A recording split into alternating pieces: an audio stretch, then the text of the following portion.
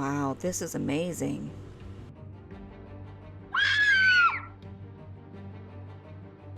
Oh hey there, and welcome to my channel. I am your host, Dancing Johari, and well, as you may have guessed, I love video games. The video games of today are spectacular. They're like interactive movies, really. The better the story, the better the game, at least in my opinion. My husband gave me a 3D printed statue of one of my favorite video game characters. I'm really excited to paint her, and I'd love to bring you along for the journey. Don't forget to check out the description box below for materials that I use and supplies, as well as a link to my Patreon and to my Etsy store. Well, let's get to it, shall we? To the workstation! Okay, I don't know how familiar you are, but Resident Evil starts off with this beautiful story, immersive backgrounds, awesome characters, really cool characters at that. And this is my favorite, Lady Dimitrescu.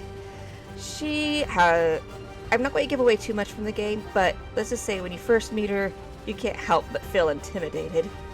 She's just awesome, and I just hope I can do her justice. Oh, be careful what you wish for. And well, yeah, I know, Lady D. I'll be careful what I wish for. I just wish that you were in the next game. Okay, so that's enough background on Lady D. Let's get to it. Here's the statue, and as you can see, well, the base popped off of her for some reason. She was printed on the base, so at least we know where her feet goes. And there's some cleanup that we need to do. So let's get out some tools. I suggest files, an X-Acto knife for removing supports. Like this support I'm trying to remove that somehow got melded to her face. And just be careful, this candelabra is so delicate, man. I lost one candle so easily, and it's not the first time this particular one has popped off, unfortunately. It has been glued on several times. Using different files, I go ahead and work on removing the marks left behind by the supports, and those blades, man, those are the other delicate parts. So anything that's delicate on a 3D statue, be extra careful about. I'm usually very, very, very careful. I rarely break something off, but every now and then the mishaps happen. For removing the support marks, I really do suggest a nail buffing block. I couldn't find mine this day, and well, you can see the results. I'm going to change this into something else.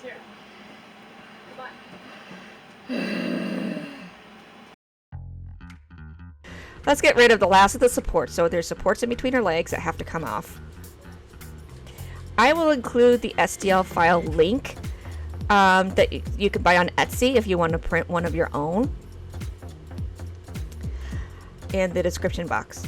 And well, I went ahead and reattached that top candle with using UV resin, which requires a beam of UV light to cure. I do suggest wearing gloves when working with this stuff, though. I did try to get that other candle to go back on, but it just didn't want to stay.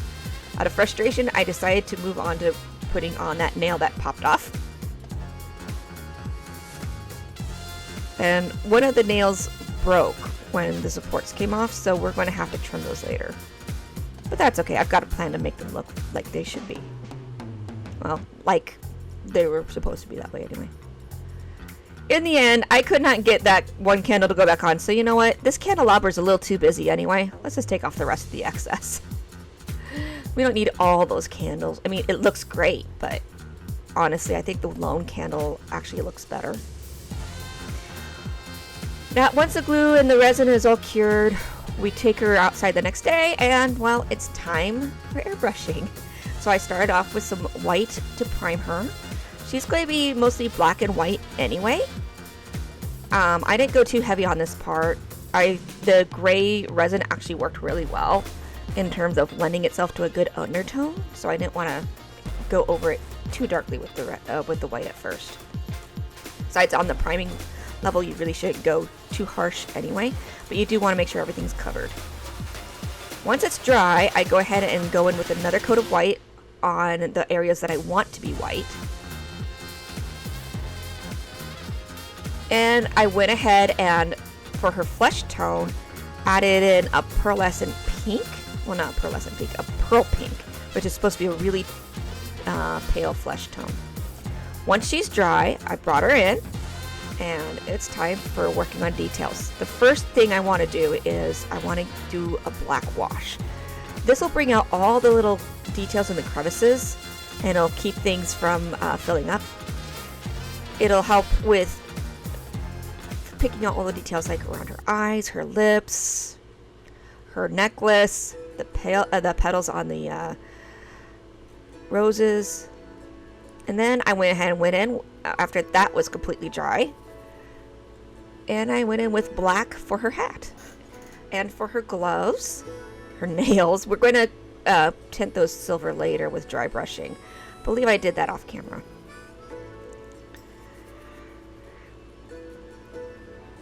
Make sure that you use different angles to get all the different spots.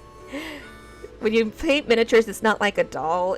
You have to kind of go in with weird angles, and you have to work around things that don't move. Like with a doll, I could move the arm, but I can't move her arms. They're stuck in place. So it's a little different. I learned how to paint miniatures from my brother-in-law years ago, like 20 years ago, actually. That's how long I've been married.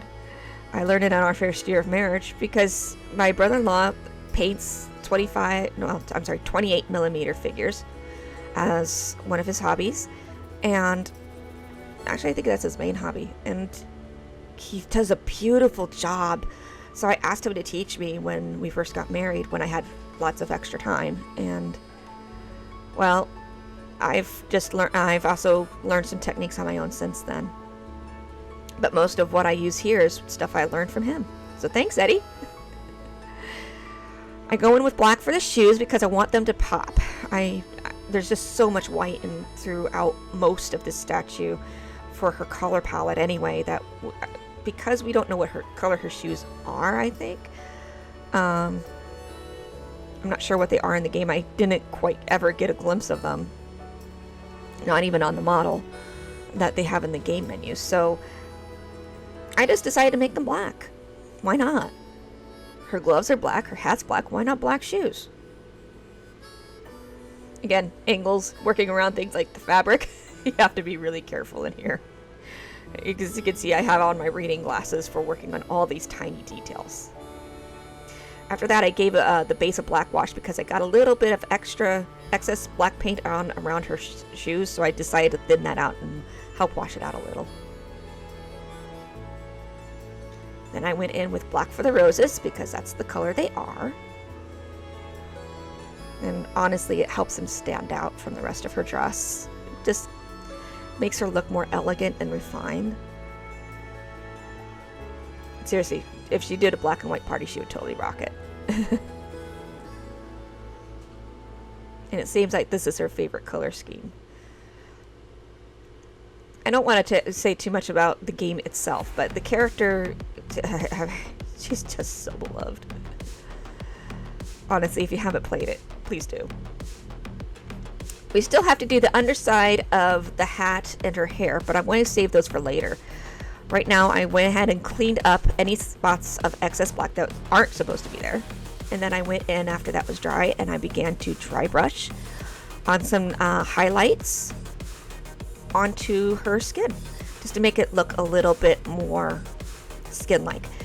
It was a little too pinkish, but and her skin's supposed to be like really ultra pure, like she's supposed to be white, but I wanted her skin to be a different color just for a pop of color.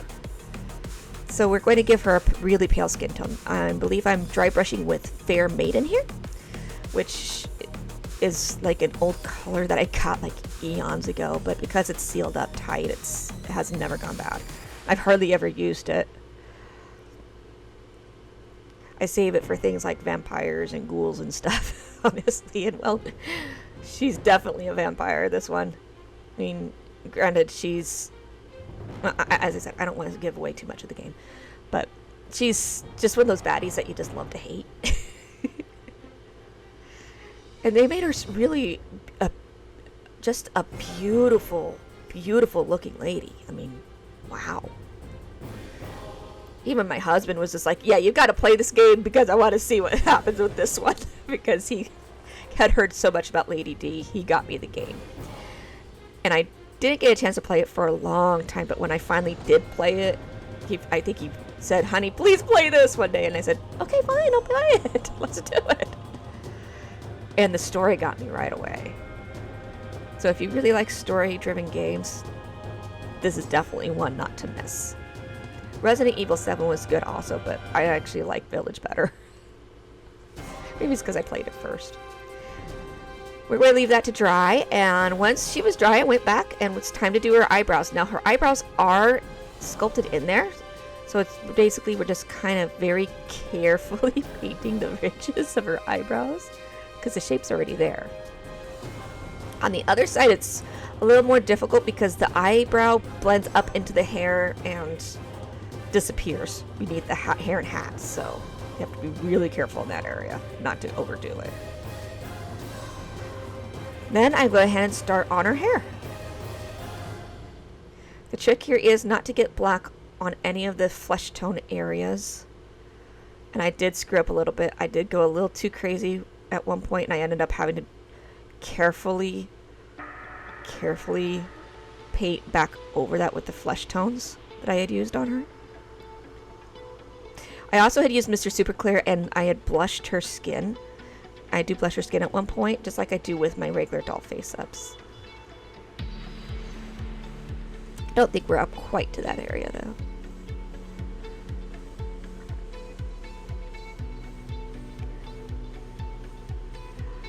Honestly, just painting her was just so much fun.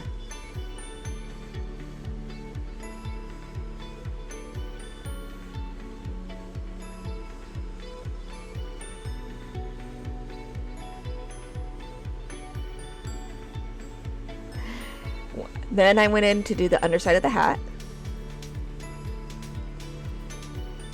If you want to see how quickly I actually brushed as well, it wasn't that quick. This is in real time right now, like, you know, real time speed. You can see how slow and carefully I was going. When you speed it up, it looks like I'm just haphazardly just slapping the paint on there, but I'm actually not. I was very careful, meticulous. Going around her hair, her skin, the line where her skin meets the hat, was probably one of the most difficult parts, but I managed. This comes with practice. A lot of the times with this really small figures, you can't help but accidentally make a little bit of a mess as you go, so you kind of get used to going back and cleaning up.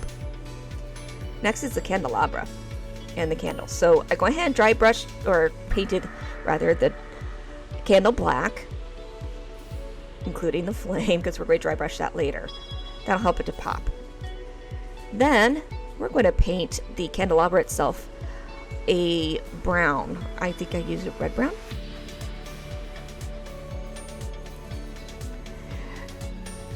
This will help the gold to show up later. It needs an undertone because otherwise the gold just doesn't show up really well on white. So you need something a little bit dark underneath it.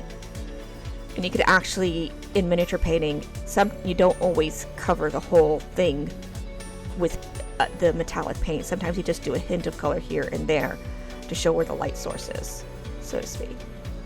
And your eye kind of fills in the rest. We're going to let that dry. Then I did another coat of Mr. Super Clear outside. Actually, I think I did 2 coats. Now I'm going to use my oil-free eyeshadow colors to give a little bit more white to the dress, where it won't show any brush marks. That's the best part about this powder stuff, is it won't show up. Then I go ahead and give her some eyeshadow. At first I tried like a purple, but her eyeshadow looks pink. So I went back in later with a pink. I also blushed under her cheek, over her cheek, just under her eyes, under her mouth, on her chin, you know, the usual places. I also gave a little bit of a highlight to the top of her breasts and around the tops of the material.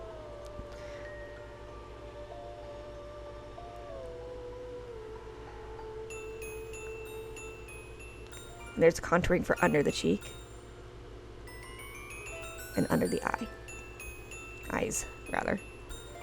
Then I went ahead and painted the eyes themselves white, and then carefully put in a dot of yellow, pale yellow, and then a tiny dot of black. I used dotting tools and really tiny brushes for this part. Then I went in and I painted her eyelashes, which actually just looks more like eyeliner. Actually, I think that's what it was. I think I just did eyeliner. You can't really do eyelashes on this scale. They just will not look good. They'll look too big. Be careful on both sides. And I apologize for the angles here. I just... Going from above wasn't working at the beginning, and coming in from the sides is not, or slightly behind is it. I think really need to find a rig where it goes over my shoulder to give you the best view, I think. So if I do another miniature, I will do that for you guys.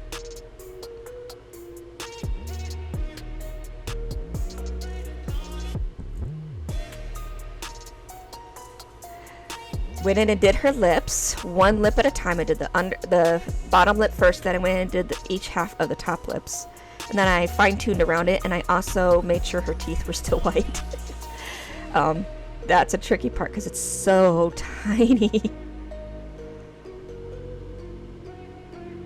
Last thing you want is to make it look like she's got lipstick or blood on her teeth. Well, unless you like that kind of thing, in which case go for it. After that, I went with a little bit more dry brushing. First, I dry brushed the candle white. Then I dry brushed the candelabra gold. Actually, I think I started off with dry brushing, and I ended up going in with just painting it towards the end. The dry brushing was just taking a long time.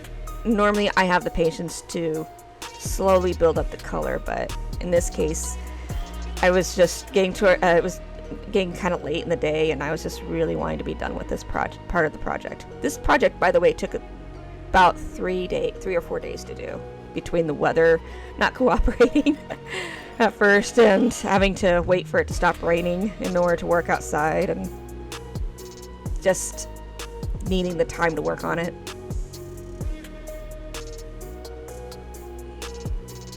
I went ahead and painted the top of the candle yellow for the flame, and then I dry brushed the candle so it was an off-white rather than white. We want it to be slightly different colored from her dress. Then I went ahead and dry brushed some blue highlights very faintly on her flowers, her gloves, her hair. I don't think I did her hat though. I felt like that was just perfect the way it was. Then I went in and I dry brushed metallic white over the pearls parts of her necklace. Then I went in with the silver, and I even painted the center gem or gems of her necklace red. In the game it's not red, but it just needed a little something extra. And I felt that the red would be just a really beautiful pop of color. It also is like my way of honoring her necklace that you gather in the game that has 2 rubies on it. After all the painting's done and dry, I went ahead and went in with liquid gloss varnish for all the shiny parts. That meant the lips, the eyes, the candelabra, the necklace, the top of the flame, the blades on her fingers, which I had painted silver off camera. And here she is! Isn't she gorgeous? Off camera, I made little skulls and dry brushed the top of her base again. I also painted the details on the base gold off camera. I was a little nervous to do that on camera, to be honest.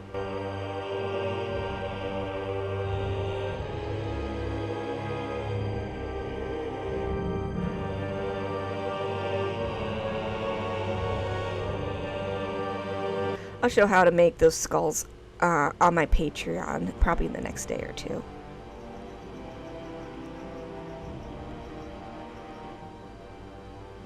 As you can see, I trimmed her blades on her fingers so that they look more purposeful, so they don't look like anything's broken. She's just so wicked looking. I love her. I hope you enjoyed seeing me do a slightly different project from my norm, and honestly, I really love sharing this this journey with you. She really is one of my favorite characters. What will you create today? Have a wonderful and safe summer. Stay tuned. Bye.